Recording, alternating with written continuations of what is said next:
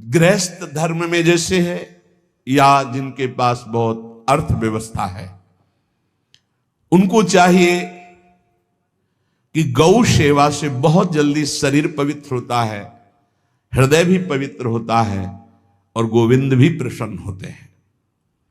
यदि गावः प्रदक्षिणेर कार्या वंदनीया ही नित्यशः मंगलायतनम दिव्या श्रेष्ठास्त्वेता स्वयंभुवा।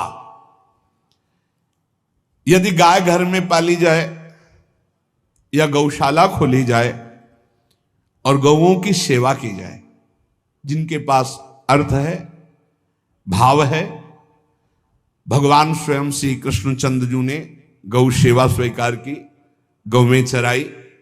गौओं की परिक्रमा करने से, जैसे आप प्रभु के बिहारी जी के मंदिर की 4 परिक्रमा करें तो जो फल आपको मिलेगा वही गाय की 4 परिक्रमा कर ले तो आपको प्राप्त हो जाएगा। गौ की प्रदक्षिणा से, गावः प्रदक्षिणी कार्या वंदनीया ही नित्यशः, जो रोज गाय को प्रणाम करता है और गाय की प्रदक्षिणा करता है तो भगवत प्रदक्षिणा का उसे फल प्राप्त होता है। जहां गौएं विराजमान होती हैं वो बड़ा पवित्र दिव्य तीर्थ स्थल माना जाता है। गौएं जहां विराजमान रहती, गौशाला में भजन करे तो कई गुना बढ़कर के प्राप्त होता है। स्वयं ब्रह्मा जी ने गौओं को दिव्य गुणों से विभूषित बनाया है। अप्यागाराणि विप्राणाम देवतायतनानि च यद गोमयेन शुद्ध्यंतिम किम ब्रूमो हृदिकम ततः। गाय के गोबर से जहां लेपा जाता है वहां जिस देवता का आवाहन करोगे वही देवता आकर विराजमान हो जाएगा। अपवित्र भूमि में भी यदि गाय के गोबर का लेप कर दिया जाए तो परम पवित्र मानी जाती है। गाय बहुत पवित्र, जहां वो बैठती है, जहां वो मूत्र त्याग करती, गोबर त्याग करती, वो स्थान तीर्थ तुल्य पवित्र माना जाता है। भगवान जब गाय के पीछे पीछे चलते तो गोरा जोड़कर उनके मस्तक पर विराजमान होती, उनके मुखार बिंद पर विराजमान होती। बाल गोविंद के अनिष्टों को दूर करने के लिए गाय के पूंछ को उनके ऊपर से झाड़ा देती थी मैया। जब गुरुमंत्र वैदिक सिद्धांत से दिया गया था पहली बार तो पंचगव्य पिलाया गया था। गोमूत्रम गोमयम क्षीरम दधि सर्पिस्तथैव च गवाम पंच पवित्राणि पुनंत सकलम जगत। कितना भी बड़ा पापी हो, अगर पंचगव्य पिलाया जाए तो वो वैदिक मंत्रों को स्वीकार करने लायक हो जाता है, पवित्र हो जाता है। पंचगव्य में 5 चीजें गाय की होती है। गाय का मूत्र, गाय का गोबर, गाय का दूध, गाय का दही और गाय का घी, ये 5 मिलाकर पंचगव्य पिलाया गया था। पहली बार जब वैदिक मंत्र दिया गया था तो पंचगव्य बनवाया था गुरुदेव भगवान ने संन्यास, और वो पिलाया था। ये पंचगव्य पिलाने से अपवित्रता का नाश होकर पवित्रता का संचार होता है। इसलिए धन्य है उनका जीवन जो गौ सेवा परायण है भगवत भाव से। गाय में साक्षात भगवान का भाव रखकर गौ सेवा करते हैं। त्रिषिता गौर गृहे बद्धा गेहे कन्या रजस्वला देवशास्त्र सन्निर्माल्य हंति पुण्यम पुराकृतम। यदि घर में गाय बंधी है और भूखी है और प्यासी है तो तुम्हारे सारे पुण्य नष्ट हो जाएंगे। अगर घर में रजस्वला कन्या बहुत काल तक है और उसका विवाह आप नहीं कर रहे हैं तो आपके सारे सुकृत नष्ट हो जाएंगे। यदि घर में ठाकुर जी विराजमान है, कर का पहनाया हुआ माला सुबह तुमने देख लिया तो तुम्हारे सारे पुण्य नष्ट हो जाएंगे, क्योंकि शयन कराते समय तुमने उतारा नहीं, अर्थात तुम सेवा में प्रमाद करते हो। तो देवतास्त्र सन्निर्माल्य हंति पुण्यम पुराकृतम। जैसे सुबह श्रृंगार किया तो रात्रि के शयन के समय वो हटा लेने चाहिए माले। जब हम शयन कराते हैं तो भले पुष्प शैया पे शयन कराएं पर माला नहीं धारण कराएं। श्रृंगार का माला अगर दूसरे दिन दर्शन किए क्यों पहने ठाकुर जी तो तुम्हारे सुकृत नष्ट हो जाएंगे। गाय बंदी हो घर में, वो प्यासी है और भूखी है, तुम्हारे सुकृत नष्ट हो जाएंगे। त्रषिता गौर गृहे बद्धा, क्योंकि तुम्हारे पास है, सेवा करना चाहिए। यो वै गाम प्रतिसिद्धेन्त चरंतिम च स्वतरणम नरहा तस्य पूर्वे च पितरः कंपन्ते पतनोन्मुखा। यदि गाय हरी हरी घास चर रही कहीं और तुमने डंडा ऊपर प्रहार किया, लाठी मारी, तो तुम्हारे पितर खोपड़ी के बल नरक जाने के लिए तैयार हो गए। ये लिखा है।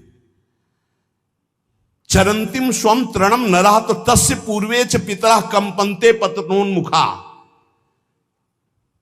इसीलिए क्या भारत से कहीं किसी की तुलना हो सकती है, जहां गौ को माता की पदवी दी गई, जहां गौ को हम आराध्य देव के रूप में मानते हैं, आराधना करते हैं। गौ रक्षा, गौ सेवा, ये बहुत बड़ा इसमें छुपा हुआ है। स्वयं भगवान अवतरित होकर गौ रक्षा, जब गाय के रूप में पृथ्वी रमाती तो भगवान का अवतार हुआ है। बड़ा विचित्र समय आता चला जा रहा है कि अब आधुनिक यंत्रों की ऐसी सेवाएं हो गई बड़ी बड़ी कि अब ना बैल की जरूरत है, और ऐसे दूध की महंगाई बन गई कि अब देसी गाय 2 लीटर 3 लीटर 4 लीटर, और ऐसी इसी की 20-20 25-25 लीटर दे, तो कौन देसी गाय को। तो गौओं का सेवा का भावना शास्त्र आज्ञा करता है कि जो प्रतिदिन अग्रग्रासे परोभावा कर्तव्यो भक्ति तोन्वहम अकृत्वा स्वयं आहारम कुर्वम नापनोति दुर्गतिम। जे ही तुम्हारे गृहस्थ में घरों में पहले होता था, अब तो भगवान जाने, जे ही पहली रोटी तवा में गई तो वो निकाल करके पक्की रखी जाती थी गौग्रास के लिए, पहला रसोई में।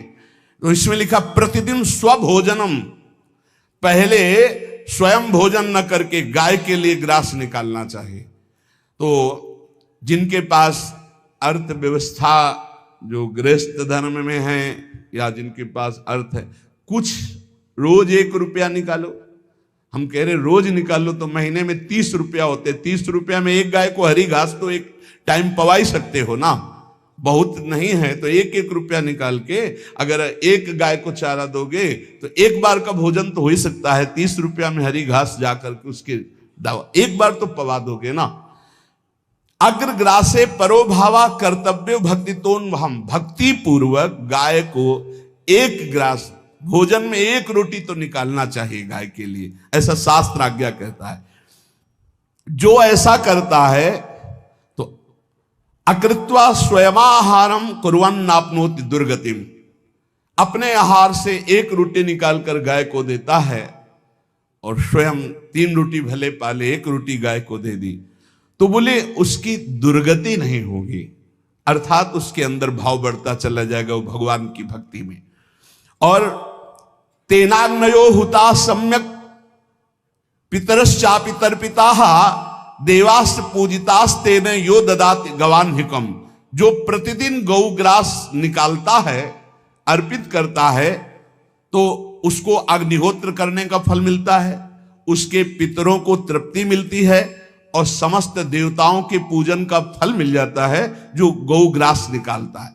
यो वै ताड्यते यष्ट्याधेनुम मर्त्यो विमूढ़धि, जो मूर्ख मनुष्य, जैसे अब गाय दूध नहीं दे रही, मार डंडे डंडे मार रहे हैं, इंजेक्शन लगा रहे हैं, ऐसे वैसे कर रहे हैं, उसको ताड़ना दे रहे हैं, तो बोले जो मूढ़ बुद्धि मूर्ख मनुष्य, यो वै ताड्यते यष्ट्याधेनुम मर्त्यो विमूढ़धि, वो गाय को लाठी से मारता है, डंडे से मारता है, हाथों से मारता है, तो धर्मराजस्य नगरेशा याति करवर्जिताः।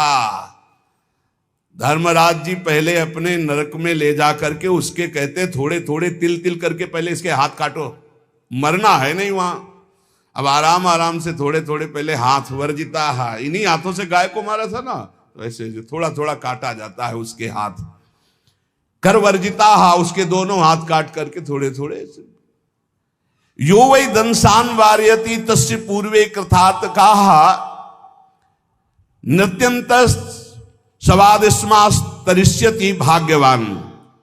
जो गौ के शरीर को स्नान कराता है, गौ के शरीर को कीट आदि से मच्छर आदि से रक्षा करता है, और खूब अच्छा अच्छा पदार्थ गौ को, केवल दूध के लोभ से नहीं, ये हम गौ सेवा की बात कर रहे हैं, ये कि नहीं वहां 10 लीटर दूध देती तो हाथ फेरो, जब दूध नहीं देती है तो चारा भी ठीक से नहीं दे रहे, और उसके ये स्वार्थी हो। गौ सेवा का बात नहीं, वो दूध का लोभी केवल व्यापार की बात करता है। गौ सेवा का तात्पर्य है गौ सेवा केवल।